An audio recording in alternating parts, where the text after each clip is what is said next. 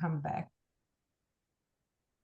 So, well, good evening. Today, and every third Wednesday of the month, the idea will be that I'll have a conversation with somebody. And some of the people are people that are working in this field, so they might have some offers for you. But for most, it's just going to be me with people that I think I can have intelligent and inspiring and motivating kind of conversations about whatever the theme of the month is. And of course, as you well know, the theme of this month and the start of this membership kind of program is foundations. And if you watch that first one, I talk about foundations with the metaphor of building a home. And we wouldn't think about it. It's just not something that anybody would actually do, of just building a home by just building from the ground up. You know, we'd be digging down, we'd be having to, I know from my husband being in civil engineering, that you'd have to work out what the weight of the house is to know how deep and how wide and how strong their foundations have to be, and, you know, and so on and so on. Otherwise, the house will fall. So in much the same way, everything that we do in life, whether it's we are rebuilding our lives because we've now come to a place where we are taking stock of what we've got and we want to make changes, whether we are building or rebuilding a business. It's always, you know, the thing when something is not working is we've got to start at the beginning, at the basics, and that is the foundations. And I, you know, when I was thinking, okay, so who am I inviting to my first, who's my first guest? That not only is an awesome person and interesting, and I've had the most amazing conversations with, but also really can cover the things about foundations, and it's Adam. So just to give you a bit of a background on Adam, in the way that I know him, I've known him for about 34 years. He's one of my absolute dearest friends. He lives deep in my heart. And I've got a lot of time, love, and respect for this person. He's amazing. He has taught me a lot of things in life. And like I said, I've had amazing conversations, which is why I wanted to have him here tonight for the foundations.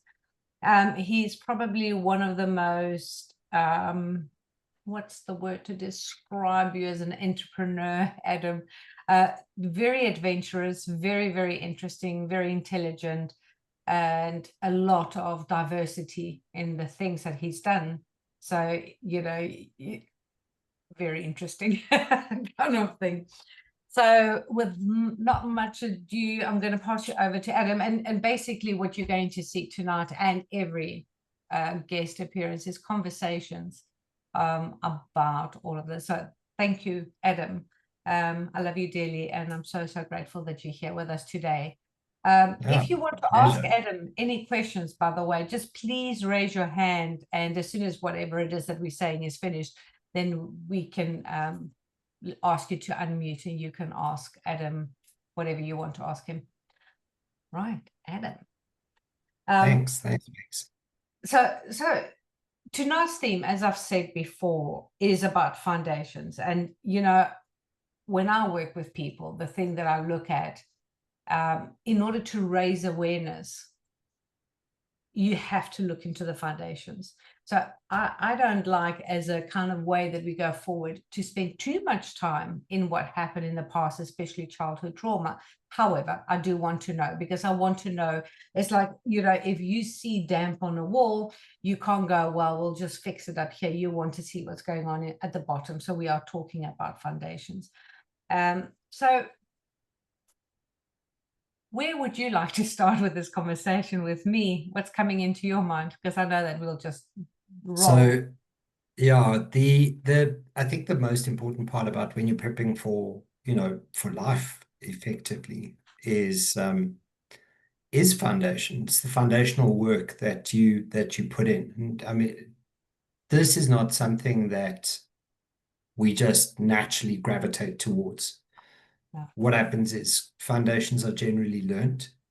And especially when it depends, you know, whether on a personal level or on a business level. Most of my experience is obviously going to be on a business level, is where it starts. But then the life lessons that come out of that, that you get taught. So I think looking at me in my 20s, I had absolutely no idea where to start because we're not taught those foundational lessons when we go through the normal education system. What happens is these are things that you start learning from the people that are around you. And one of the fundamental lessons for me is probably to learn to listen. My base foundation would be my ability to actually listen and distill information that I receive. And I think that's a very, very, very powerful learning mechanism. So it helped me in the sense that, much like Simon Sinek, uh, learned at a relatively sort of middle age that I was partially dyslexic, and at the time didn't know what it meant. Yeah. Extremely curious individual. So, in order to mask the fact that I couldn't read, I had to learn to listen. And that then taught me.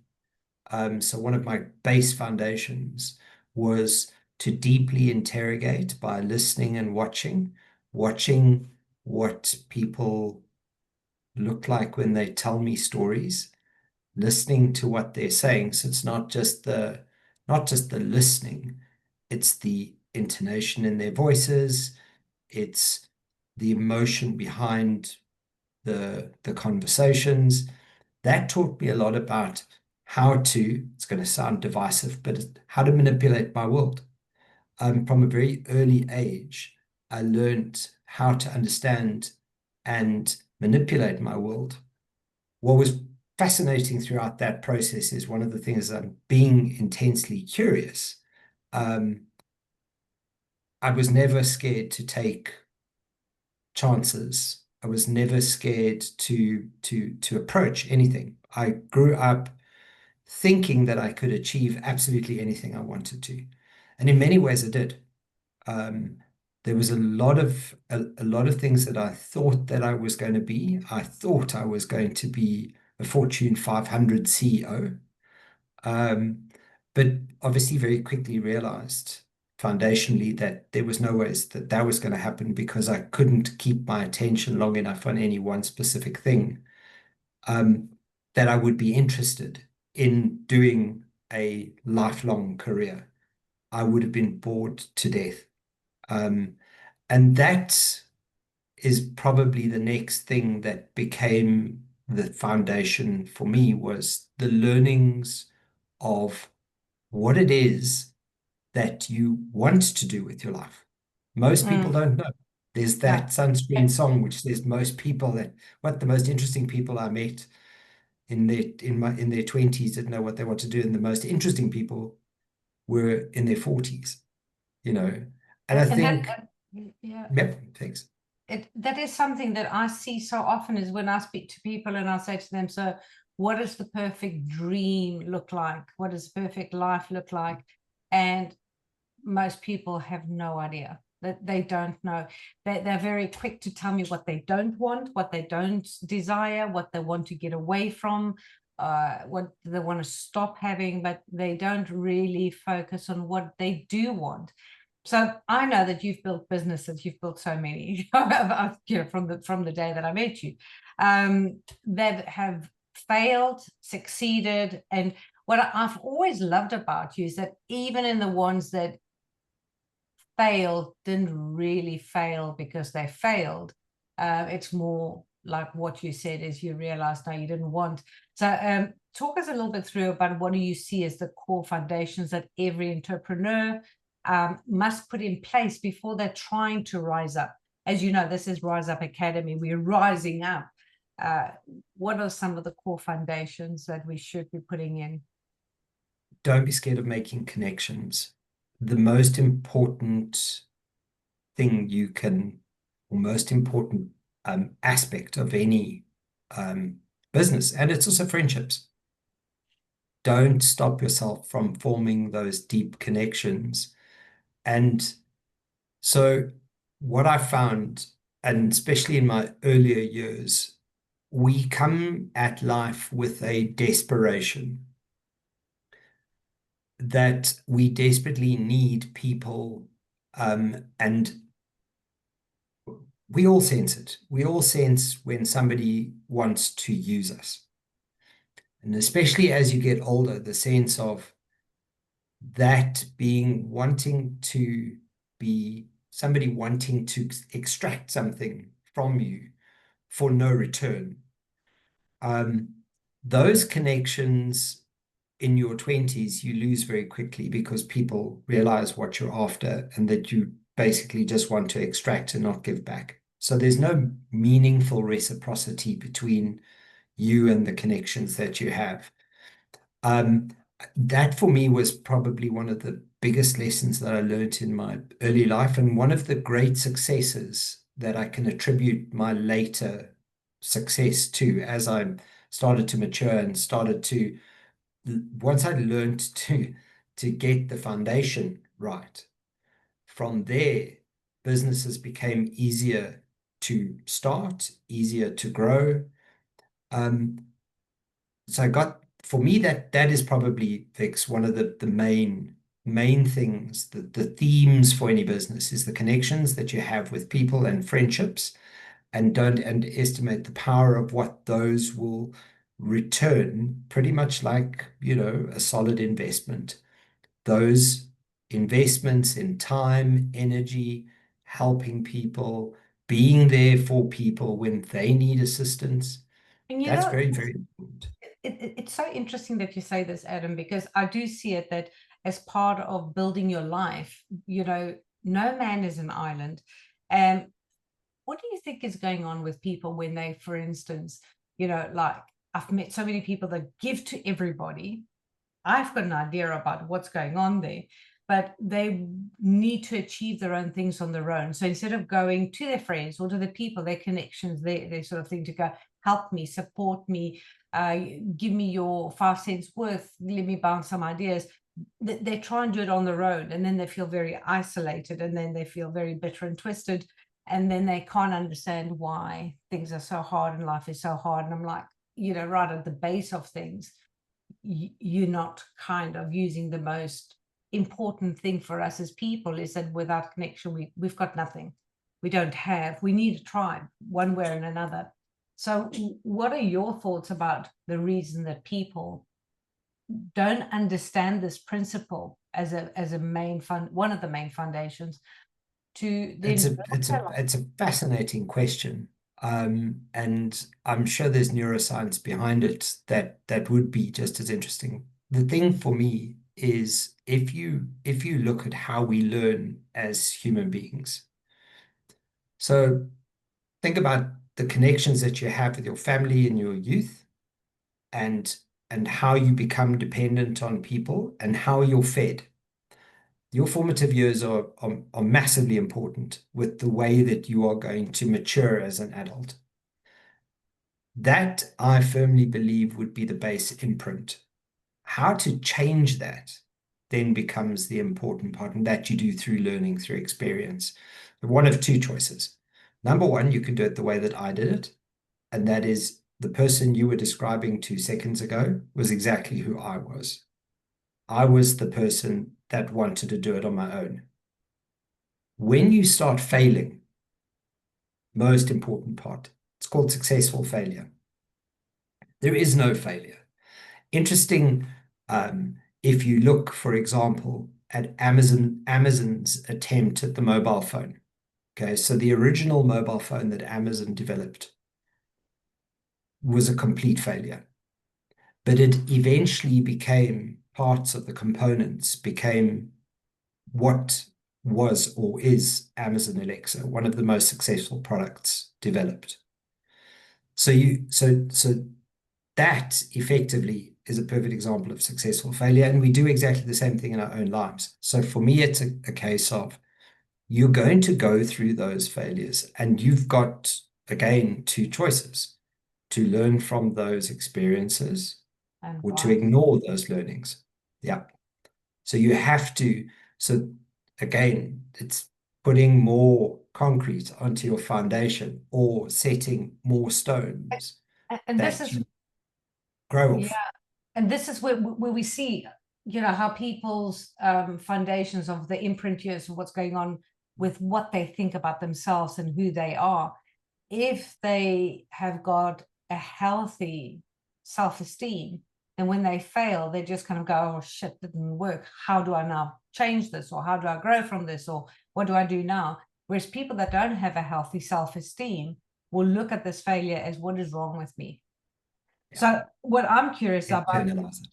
okay, They internalize it. yeah, it's that there's something wrong with me. It's not that, yeah, what I did didn't work, is what I did didn't work because I'm broken, Yes. rather than I just, the experiment didn't happen. Then they're not looking at themselves from a scientific and curious and observer kind of point of view. So again, there's no kind of way of being able to see self and reflect. So I'm just curious, so what are some of the biggest mistakes that you have seen people do, or you've probably made yourself, or you've seen me do, when people skip this part of life and learning, it's almost like they're putting holes in their foundations, and comes back later to bite them in the arse, really. I would love to use my own failure as one of our classic conversations. Yeah. Um, Oh, do share so with us. It's lovely, lovely yeah, conversation. so let me set the stage. This is a classic young entrepreneurial spirit. The natural thing for me to do was always to go to start a business, dive in, make it successful, and then whatever, sell it, or, if I was bored with it, close it. This particular instance, what happened was I was working for a company. So I, at the moment, still consult in IT, but I had been employed full time for a company. Young, didn't really know a lot about legal, and had a lot to learn. Off I went, and I identified an opportunity inside this business. So I believed so much in the concept that I decided to fund the development of this product myself. Went ahead, got it going, employed the developer. I myself am a software developer, so the two of us worked, got the product out. Took us about 6 months, lots and lots of burning the midnight oil, getting the product out. Got it into the business. It was wildly successful. Literally every single one. So it was a massive organization, 100 independent businesses inside this company, inside this real estate company.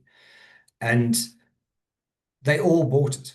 Every single one subscribed, and we were doing exceptionally well. The parent company then obviously realized, hold on a second. You were technically working for us, and this is technically our IP, and you're profiting off of our IP. So we came to an agreement. We agreed on a price, and they were going to purchase it.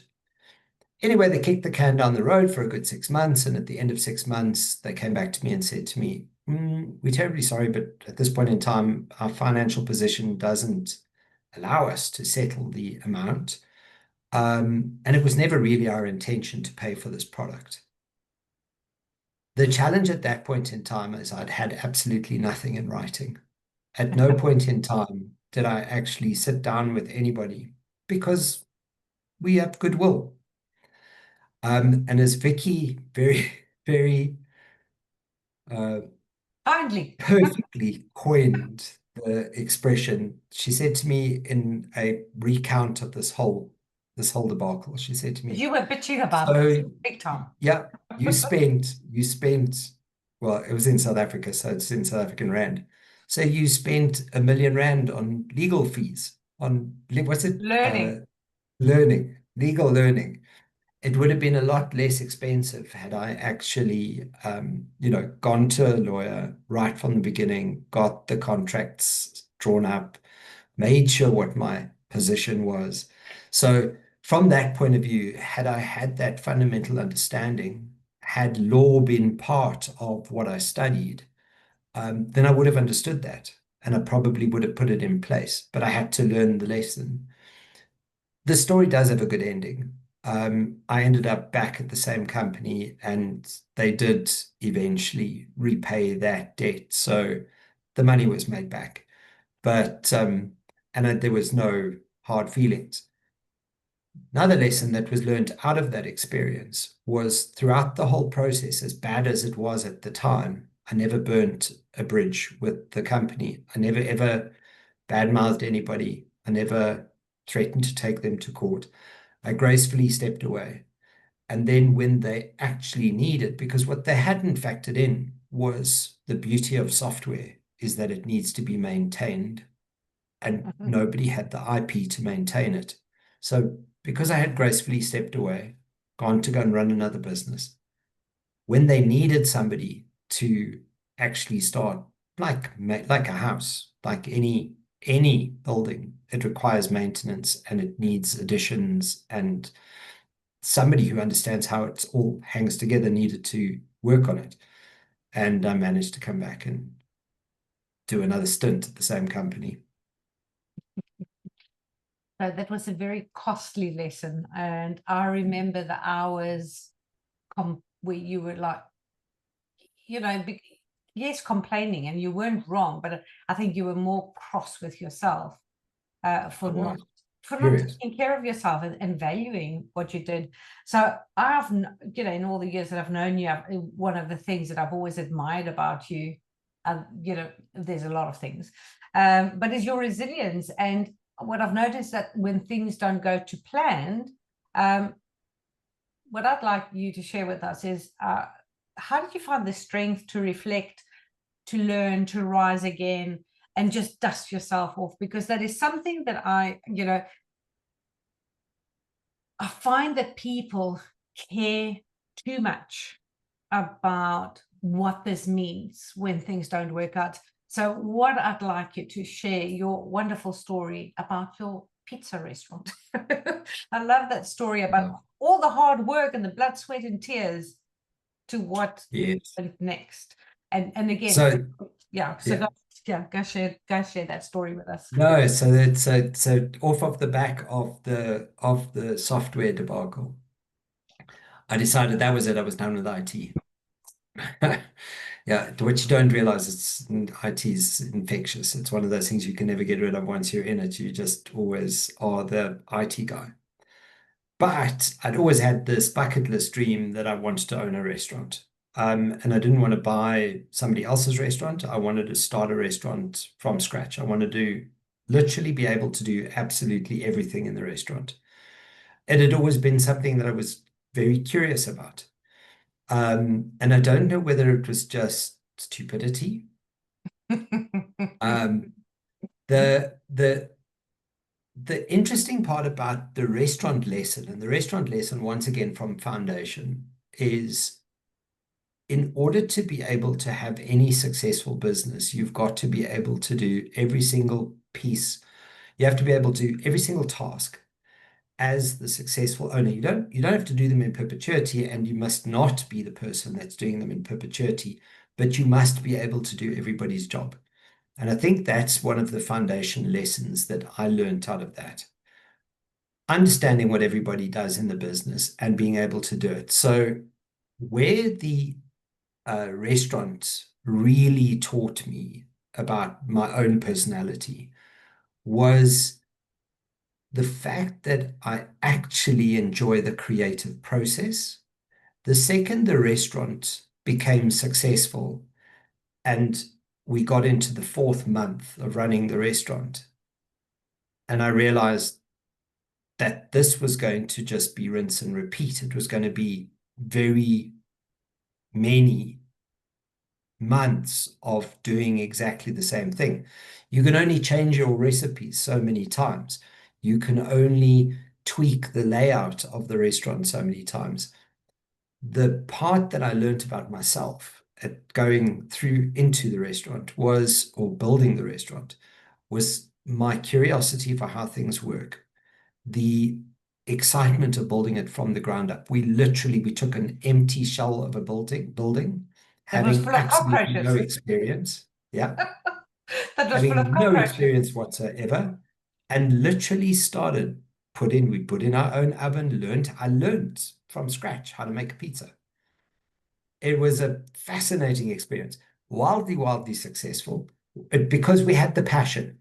And that's another major lesson.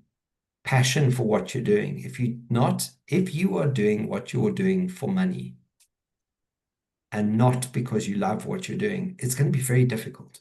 I'll liken it to holding a ball underwater. You can do it for a certain period of time, but at some point in time, you're going to have to let it come out. Do you know what story comes to my mind about that? Is a story that goes something like, hey, I'm going to give you £5,000 if you dig a hole here, and the hole needs to be 5 meters by 5 meters. And you think, what? £5,000? Sure, give me the shovel. Sure, The next day, the guy comes and says to him, right, so today I'm going to give you £5,000 to fill up the hole. So the guy looks at him and goes, yeah, sure, I'll do it. Fill up the hole, no problem. The next day is, I'll give you £5,000 to dig the hole.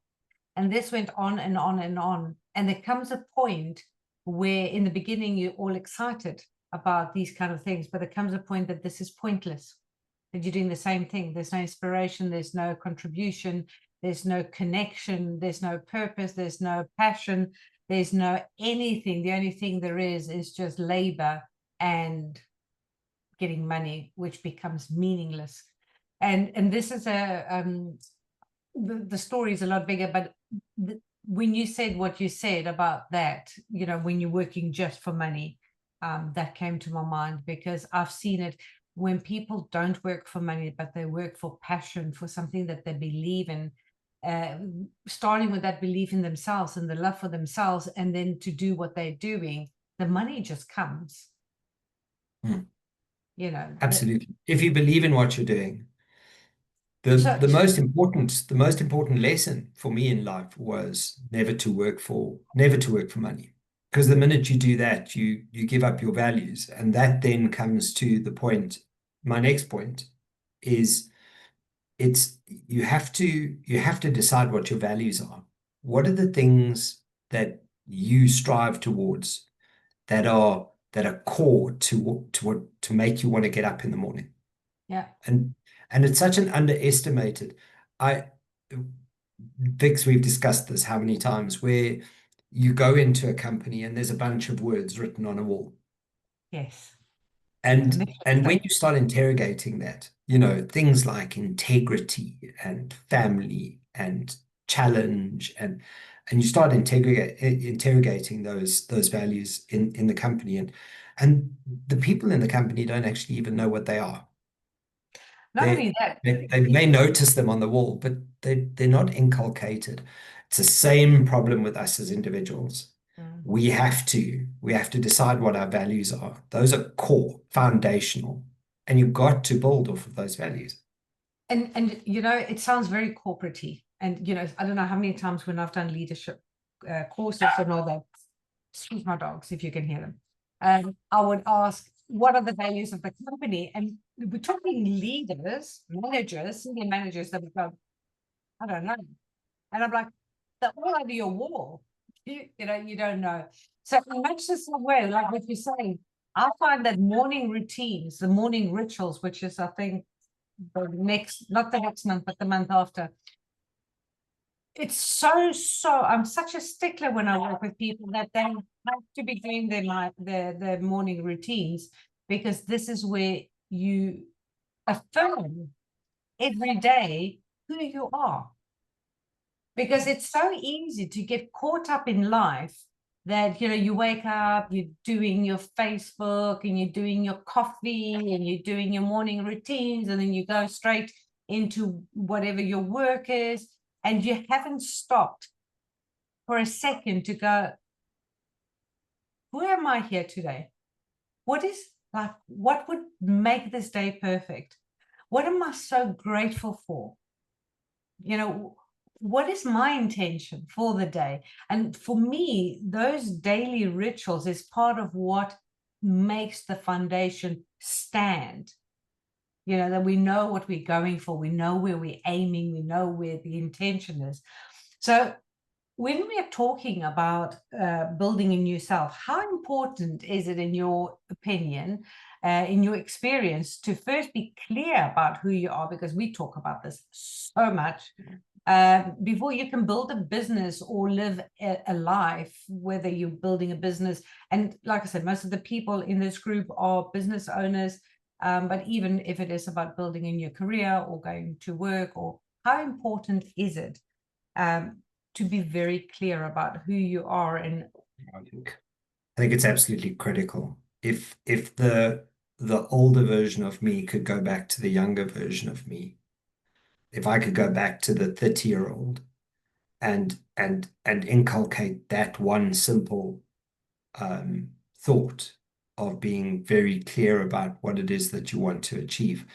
The thing is, Vicky, that with most people, let's look at gap years. We criticize, some people are happy to let people have gap years, let their children have gap years, and some people aren't. You have to know what you want. You must go and study and effectively waste that time. Take as much time as you need. The one lesson that I would definitely tell my early self, take as much time as you need to formulate the idea. Test what it is that you want to eventually do, because there's nothing worse than having to either work at something that's failing or get to where you thought you wanted to be and realizing it's not where you want to be. So look, it's half chance. You're not always going to be able to plan it, but the most important part is equip yourself. I think one of the biggest mistakes that most people make is not equipping yourself with the knowledge that is required in order to be able to achieve where you want to go. And this is for anything. If you think about setting off, my favorite story is somebody in Simonstown that decided that they were going to cross the ocean to go to Argentina. Oh, That's a wow. long route. Yeah, And they and decided to Simonstown, do just it for in a everybody's rowing boat. reference, Yes. Simonstown, for everybody's reference, is around the corner from Cape Town. So Cape Town to Argentina is actually a long way. It's a long way. So trying to do that in a rowing boat, not very, very clever. But this young chap decided, he was convinced he was going to do it. He got into his rowing boat and off he set. He was rescued. Thank But God. the moral of the story is there was absolutely zero thought put into what he wanted to achieve. And you will be astounded how many business owners start businesses with exactly the same principle. Don't understand what they're getting into. Eventually end up failing. Some succeed, a small percentage do succeed. But the importance of doing the groundwork, doing the homework before you start, that's the key to And I think success. and I think that a lot of that groundwork that is so necessary is also so boring.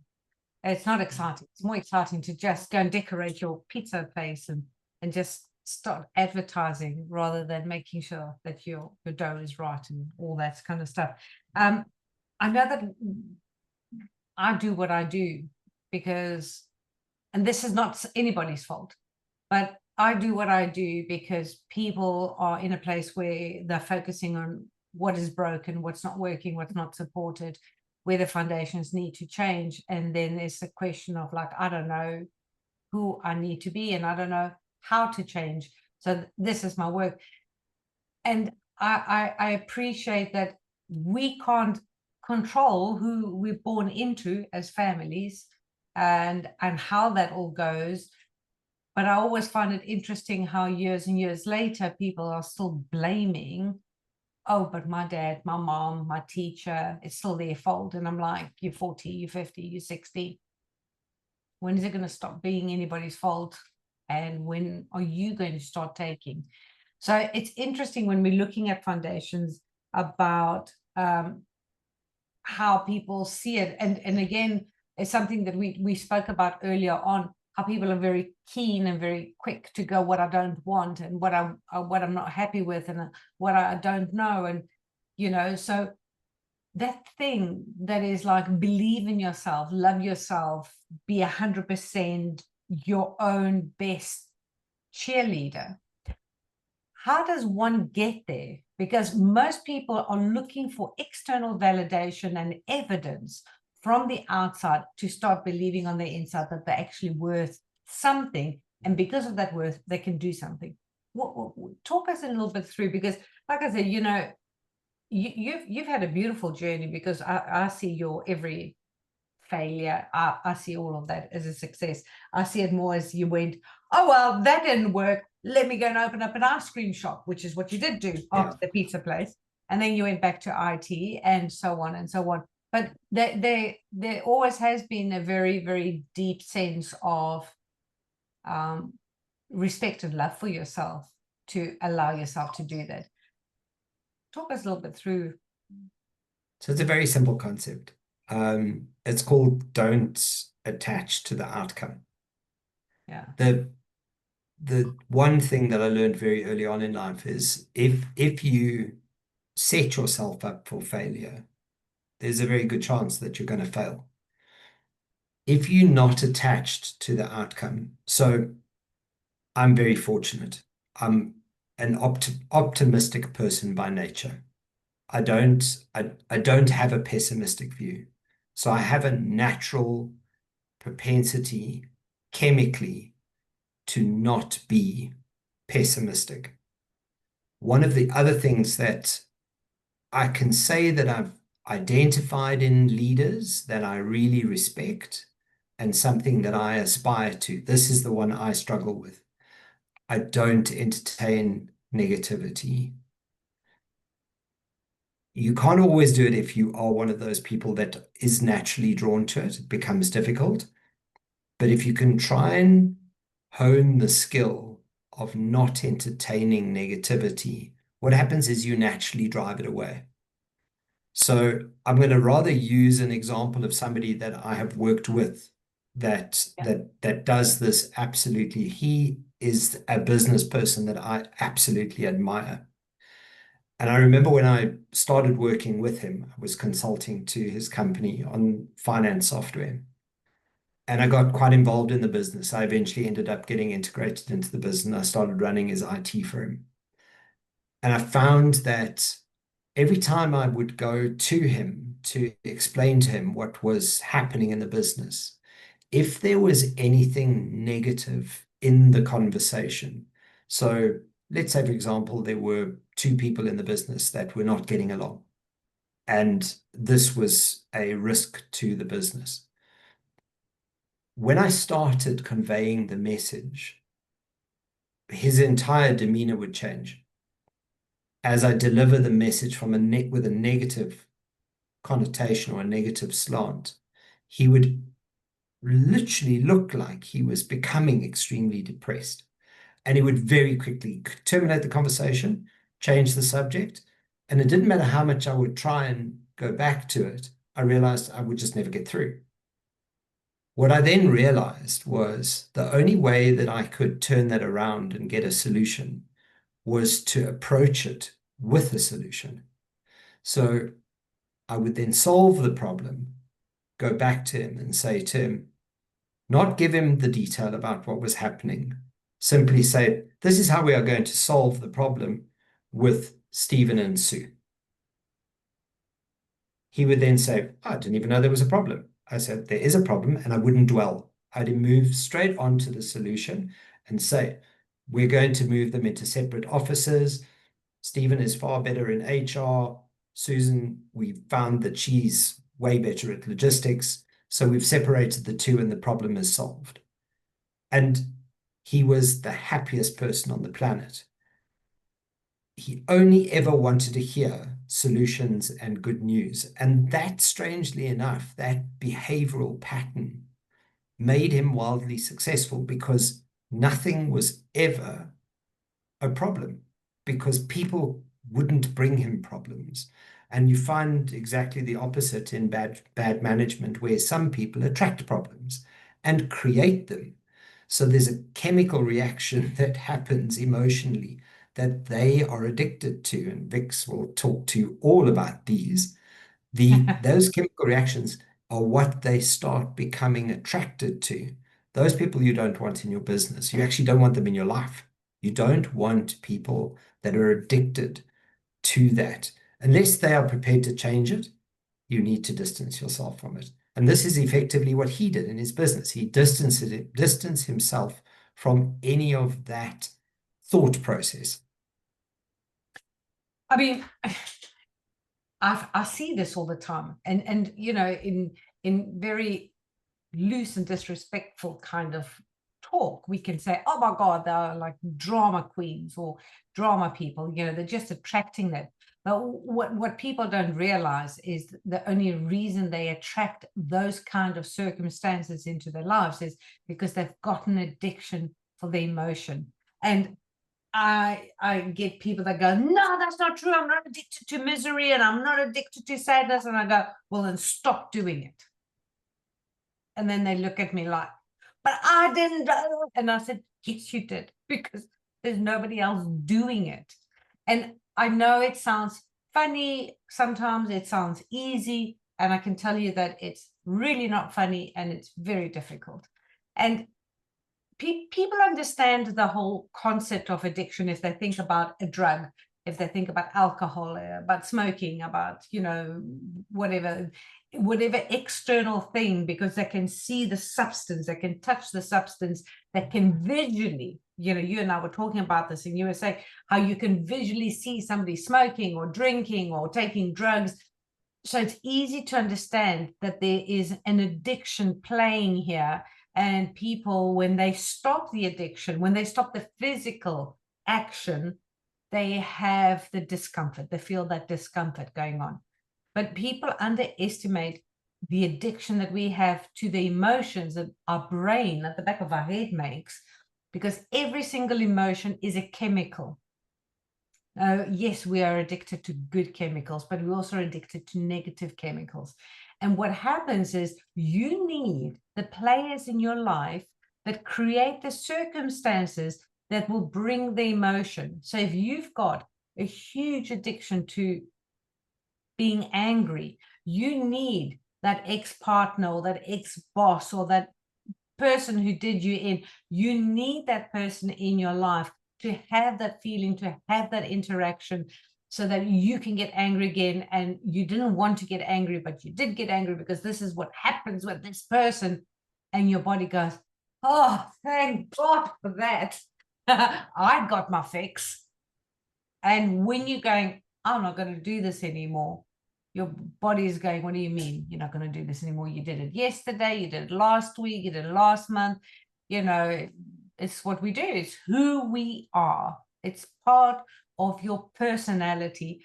So, you know, with foundations, what we're looking at is who I am and who I present myself on a day-to-day basis, and the way that I live my life, the person that I actually want to be. Because this life that I'm dreaming of, the person that's living in this future dream, is that who I am? And 9 out of 10 times it's not. So if somebody feels like, oh, you know what, I've made too many mistakes, I've missed my chances, it's too late for me because I'm not 20, I'm not 30, I'm whatever. What would you say to that? Nonsense. It is. So anybody who knows me, Vix, you know that question very well. I've started from scratch probably about 10 times in my life. At the age of 30, I decided I wanted to be a software developer again. I knew I could do it. So I went, started from scratch, did it. At the age of 40, I decided to become a restaurateur. Started from scratch. After I'd finished that, I completely changed languages, technologies, went into a completely different field. Again, The only thing that stops you is yourself. We are our worst enemies. Yeah. If you decide you can't do it, that's the You're best right. barrier you'll ever find. Don't think of reasons why you can't. Think of reasons why you can. Start focusing on the I cans, not the I can'ts. And the most important part, don't procrastinate. Make a decision. Even if the decision is not to do it, make the decision. Because while you're busy procrastinating, making the decision, you're stopping yourself from making the next decision. And you know, this is an interesting thing that you say, because I can tell you from a neuroscience way why this is, what you're saying is pure gold.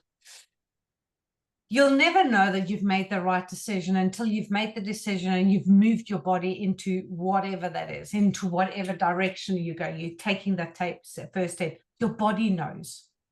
Your mind thinks it knows, but it doesn't. But if you just make a decision with the allowing of being flexible, and then you're going, right, so I'm going to do this. This is what I've decided. Take the first step. You take that first step and you go, shit, no, this is not what I want. Then you know. And then you can stop there and then and change direction. But until you make that decision and let that body move. And it's interesting, if we listen to the word indecision, I'm indecisive. I am in decision, but I haven't made it. I haven't made an exit strategy. I'm still in the decision process, which means I'm still not executing the decision. And always what is missing, when I've seen this so many times, and if somebody is in decision, I always ask them, what information do you need to make this decision to exit out of the cycle? And they go, well, I need to know if I can do this. I need to, and you know, 9 out of 10 times they want future guarantees. I want to know that this business is going to work. And I said, well, nobody can give you that. Now, if you go in with the idea that whatever happens here, I'm going to fight it tooth and nail, and I believe I can do it, and therefore I'll find the way to do it, you probably will find the way to do it. But if you're going, I don't know if I can do it, then you're right. You don't know, and therefore you probably don't know and can't, and therefore it won't happen. And then you're right. So you're always right in whatever you think. So before we're closing off, I would love to open up. I know we've only got 2 people listening, and I know there's going to be other people listening, but I would love to hear any comments, feedback, or questions that either myself or Adam can answer. And can we start with you, Jane? Hello. Can you see me or not? No, you've gone black. That's interesting, because I don't know how or why. I don't know how or why either. Right, just let me see. Honestly, that was so good. I loved it. Thank you so much, both of you. I loved the enthusiasm, even when it was to do with negativity. So that was really good. And I've got a book here because I thought some of the phrases are so good. If you've got an addiction, or you're doing something permanently and repeating it, what is the solution to changing that? So step 1, because what happens, an addiction typically would be something that you do unconsciously. So you're not aware, and you're just doing it automatically. That's an addiction. Right. Okay. So yeah. A lot of people don't quite understand that, because they're going, but it's not a drug. It doesn't matter. There still is a need for you to do it. So you're doing it. So once you bring awareness, and now you're going, now I know that I'm doing whatever it is that I'm doing, whether it is I'm getting angry, I'm aware. I'm getting angry. I'm aware that I'm brushing my teeth. I'm aware that I scratch my ear when I want to think. All these little things that we do, what we would call also habits are addictions. Once you're aware, it's no longer a habit.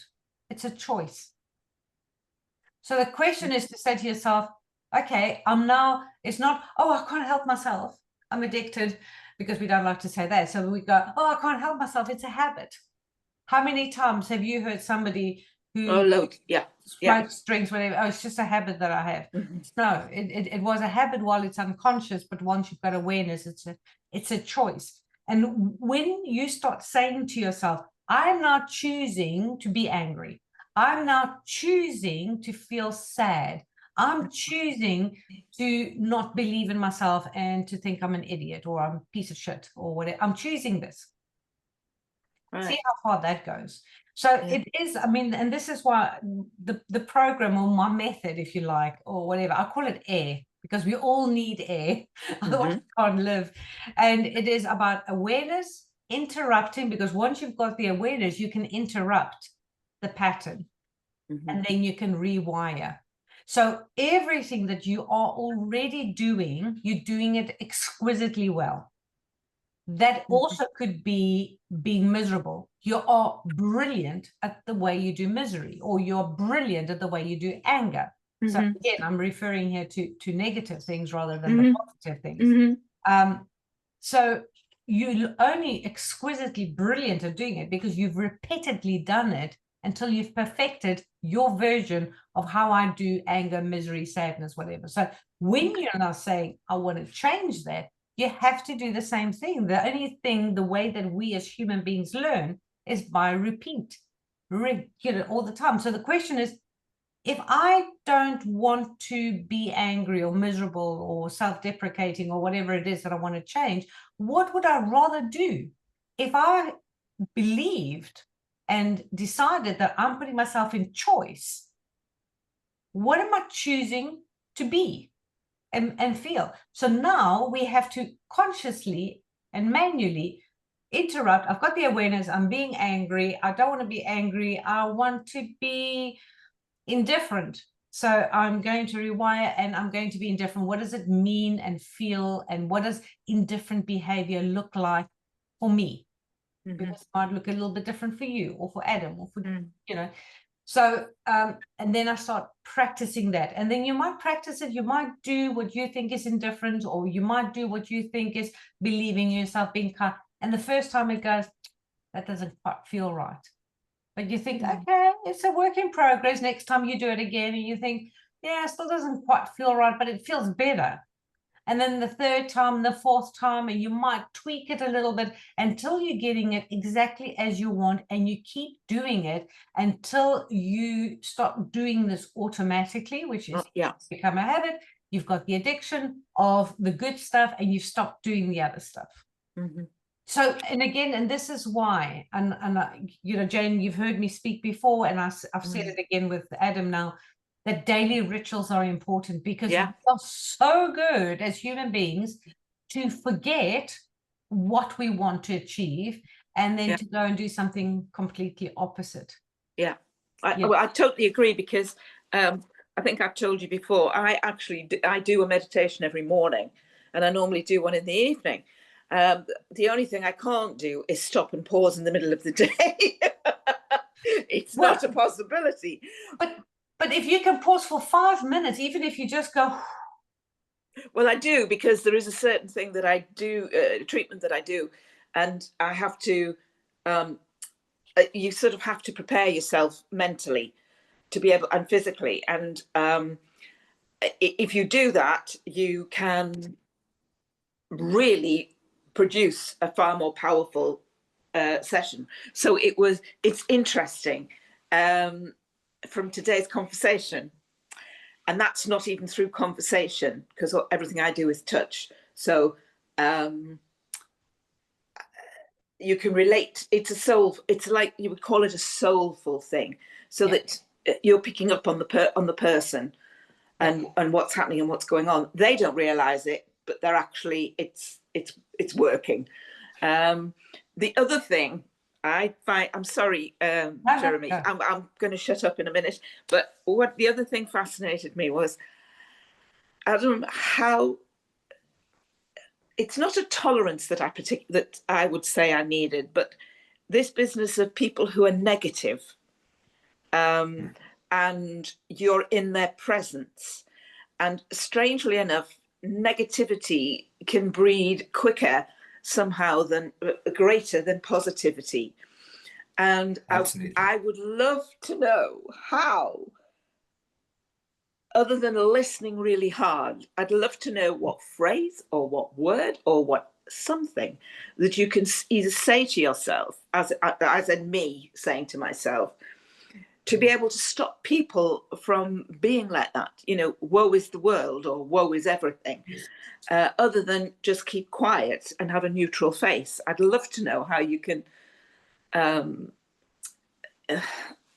change Manage that. I'll give you a trick. Mm-hmm. You've seen people do this. So Oh, yeah. you start and you have an engaging conversation, Yes. and then all of a sudden they pick up their phone and they start looking at their. Have you noticed what happened? I started my conversation completely engaged. The second that you feel that they are making that transition, Mm-hmm. you must become disengaged. You be Don't have to necessarily pick up your phone because that's rude, but you can change. You can change the way that you look. And I'll use the chap that I worked with as a perfect example. I could see in his face it was a chemical reaction because his brain was wired not to allow it. So he got a dissatisfied look on his face. So internally, you have conversations with yourself, and there are things that inside you will make you feel good and things that will make you feel bad. Inside my mind, when somebody starts having a negative conversation with me, I start thinking about things that are unpleasant for me, which will change my face, whether I like it or not. Yes. And they will immediately notice that. So now there's a very, very, very, very tricky little thing you need to learn, because some people want that to happen. So this becomes a little bit more intuitive. So you need to watch their faces and see whether they derive pleasure out of it. Yes, I have. Yes, I have actually tried that. Then you need to stop it. So that's Wittingly the with hardest them. part. Yeah. The hardest part for any of us is the confrontation portion. Yes. Nobody wants confrontation, but you have to stop them. If it gets to the point where you don't like it, you have to say, terribly sorry, but unfortunately, this is negative and I can't continue because I don't actually enjoy negative conversation. And then you have to exit from that conversation. And what I would normally do is, if it got to that point, so I would try all of the changing the way that I feel personally when I am listening. Yeah. Change it so that that I visibly look like I'm not enjoying it. Then there's two reactions. They are either going to realize, oh, he doesn't like this, let me change it. And then they'll change into a positive conversation. Or the type of people that enjoy the fact that you're not enjoying it, those people, the only thing they understand is stop. You have to stop them. You have to make them aware of the fact that the behavior is incorrect and that you are not going to tolerate it, because the reality is this is about you. It's very different if it's a client, okay? Yeah. The clients, unfortunately, the goalposts do shift because the client is always right. So you've got to use other techniques. Vicky will teach you those. But from a interpersonal skills point of view, if you have a relationship with a person, you have to be able to say no and not feel guilty about it. That's your right. Your right is to be able to say no. I actually don't. I don't have a concern with saying no or words to that effect. Yes. What I really wanted, shall we say, affirmation or confirmation on this is that okay to do? And you've just affirmed it. So that's right. There's so many things. It was brilliant. It was really very, very good. Yeah. I mean, something that I often do inside my head. Sometimes I say it out loud, and especially if I thought people, is cancel, cancel, cancel.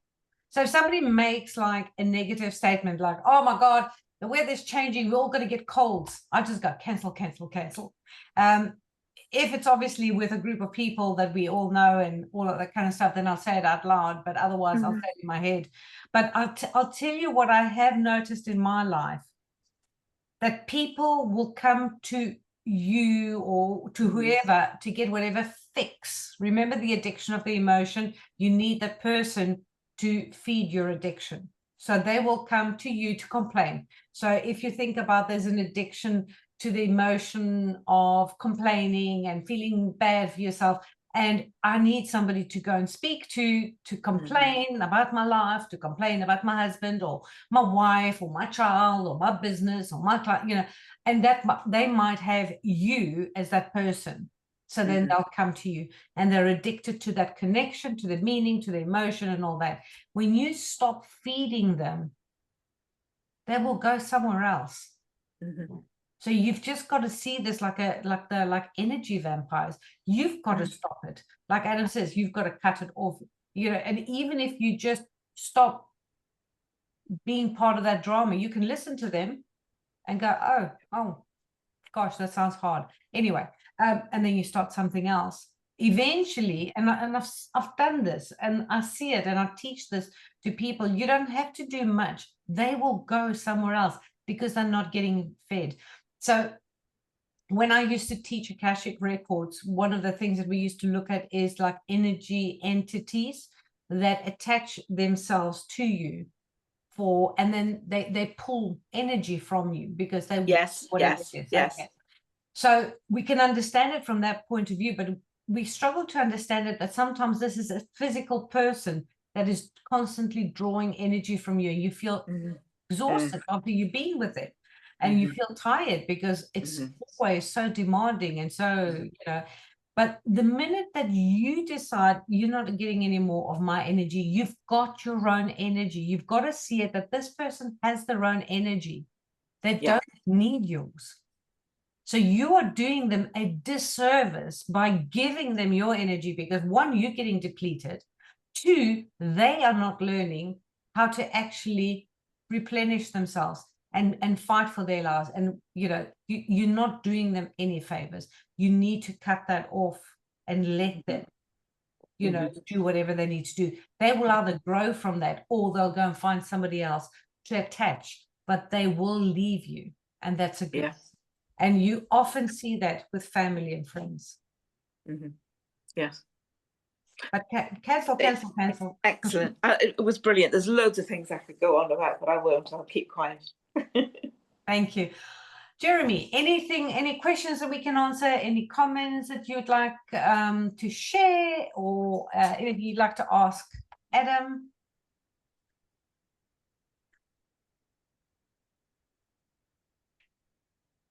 I don't know if you can unmute yourself.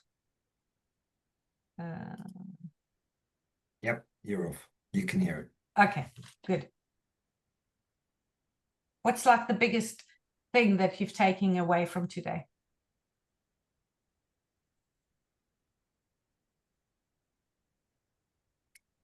Oh, I can't hear you.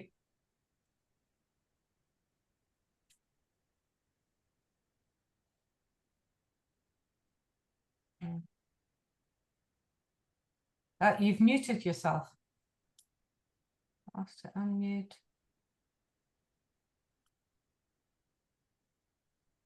Unmute. Sorry. I think as I was trying to unmute you, I muted you. There we Okay, go. try again, Jeremy. Unmuted. Yeah. I have a sneaky suspicion your microphone might not be working. Yeah. Do you want to maybe type something? Sorry. We will succeed. We don't give up.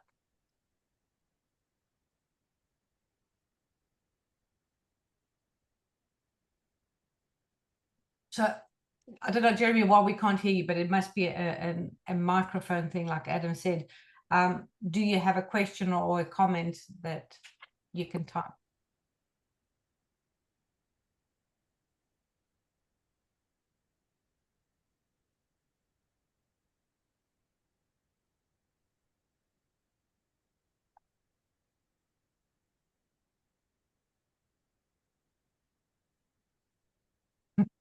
So anybody got anything else to say while we wait for Jeremy's comments? Sorry, I wanted to, here we go. So you want to know about improving your rituals to be able to say no and to improve boundaries. So yeah, boundaries, let's start with that one, is what is a no for you? Because people don't always understand what a boundary is. So if somebody is doing or saying or behaving in a way that it's a no for you, it's your job to let them know what that boundary is. And one of the ways that I will teach people is to completely disengage with somebody and just say, if you're going to speak to me this way, or if you're going to shout at me, or if you're going to whatever it is that is a no for you, then I'm disengaging, and come back to me when you can speak to me in a way that is respectful to all of us. And in the beginning, people will kick back because they have their own whatever emotions kicking off. They've got their own sort of ideas, but you just have to be consistent, because people will treat you the way you teach them to treat you. So if somebody is being disrespectful to you, it's because you've allowed them to be disrespectful. So, and we might say, well, they haven't been taught and they don't know, and blah, and that's fine. It's still not okay. If that's a violation for you, then it's no, and no is no. So either they're going to change so that they can stay engaged with you, or they're going to go somewhere else and do that with somebody else, and you'll be free. But at the end of the day, you don't want to be with people that don't want to see you and treat you with the respect and the kindness and the way that you want to be treated. Because what's the point of that?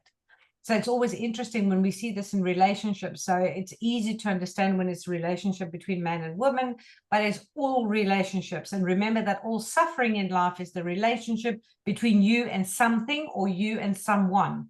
That's all your suffering, is that relationship that you've got. So if you don't have clear boundaries about who you are and what is acceptable for you, people are going to do what people are going to do. And if you allow it, basically unconsciously you're saying to them, you can treat me this way, I'm okay with that, when actually you're not. And so then, I look at it another layer underneath. What has to be true in you to allow this person to do that? So it might be that you've got a wound, or you were treated when you were a kid, you weren't treated lovingly, and you weren't protected, and you didn't feel safe. So you haven't got boundaries. You had to do other things to survive. So I don't know what your story is, Jeremy. I'm just kind of giving you some ideas to look at, but that is going to constantly make you go, I have to be adaptable and let people in, otherwise I'm going to be alone. And maybe that is worse for you. So if we're looking at hierarchy of values, what is worse than being treated badly is maybe to be alone. So I don't want to be alone, so I'm going to allow people to treat me badly. So I'm going to violate my boundaries. It's a survival scheme. Now, the unconscious mind does not have a moral ground. So it doesn't go, this is a bad thing. It says, this keeps me alive. And therefore, it will support that behavior. Improve my rituals. So I don't know what your rituals are right now, but if you just have like a thing of, I always start with gratitude, because it starts rolling. And sometimes people go, I've got nothing to be grateful for. And I would be going, well, did you wake up this morning? And they'll go, well, hello? Yeah. So I said, a lot of people didn't. A lot of people died in the night. A lot of people were sick, old, something happened, bombs fell. You woke up. Did you sleep outside? No, you slept inside. So you had a bed. Are you grateful for the bed? Are you grateful for the duvet? Are you grateful for the lovely comfy pillow? Are you grateful for the fact that you're not wet or damp or cold? Are you grateful that you've eaten? So when you start on even basic stuff, I always go, even if you just put your hand on your heart and you start repeating, thank you, thank you, thank you, Thank you. Thank you. Your brain starts, it can't help itself and go, what do you thank you? Well, what's thank you for? And then you go, well, I'm thankful that I've got a computer. I'm thankful that I've got a home. I'm thankful that I've got clothes. I'm thankful. And then the gratitude starts to roll. So even just doing that, and then from there, once you're like filled with the gratitude part, you can say, what would make today perfect? So that's another way of saying, what's my intention for the day? But sometimes people are like, oh, I don't know. My intention is to get my tasks done. And then, whereas if you ask yourself, what would make today perfect? It's like, oh, you know, what would make it perfect is that I get all my work done with my clients. Or what would make it perfect is that I stick to all the food things that I want to eat and I don't go and eat some rubbish. And what would make it perfect, even more perfect, is that I avoid this and I don't do that and I'm not, you know, so bring some passion. Your body understands emotions and energy. It doesn't like the kind of way. To be able to say no. What stops you? And again, if you look at your hierarchy of values and needs, if saying no would mean I'm being alone, and that is like more scary, you will allow that. You will let people do what they need to do. So there's just say yes or no. Did that help? Did that answer your questions?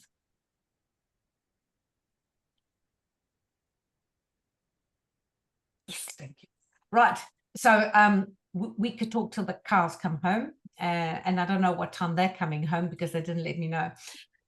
I'd like to thank you all, and thank you so much, Adam, my beautiful friend, for being here and sharing a little bit of your wonderful life that you are still having, and I'm going to have another 30 years of this.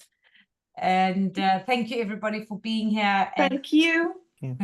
Thank you. I'm really sorry that my camera's not on. I don't know why. I've done everything, and I apologise. Yeah, after Adam, after you saying how you what was it? You know, people's expressions and body movements, and you Vicky going on about you know, how people react to you and things. I just the whole time I was thinking it's terrible. I don't know what it is. I think there must be something before I came on. I must have pressed a button or something. So well, we did see you for we saw you for a short while, and then I know it's almost like you switched off. You've like, but I can see that your video is not off. But never mind. I won't keep you. But thank you so much. I've thoroughly enjoyed that. I hope to see you next week again, Jane. And it'll just depend on clients and getting back home, because it takes me about 2 hours to get back home. So, but it was lovely to have you here. Lovely to have you, Jeremy. Lovely to meet you too. Thanks, Adam. Cheers, Jeremy. Bye-bye. Bye. Bye, Jeremy. Bye. Bye, Vicky. Cheers, guys.